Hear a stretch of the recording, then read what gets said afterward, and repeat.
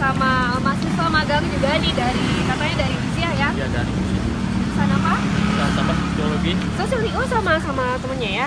Nah kita ketemu di Jumat nih, hari Jumat ini ada Jumat berkah, bagi-bagi nafsu sama pagi seperti ini. Ada nggak bisa cerita sedikit sama teman-teman apa harapannya gitu?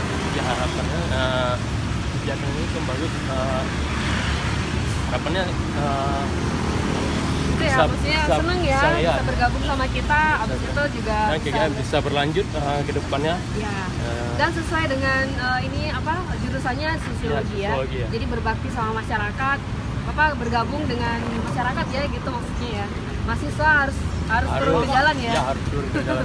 Ya baik teman-teman, nih cerita bincang-bincang kita dengan mahasiswa magang. Ya ikuti liputan kita di channel YouTube TJ UTE. Jangan lupa subscribe.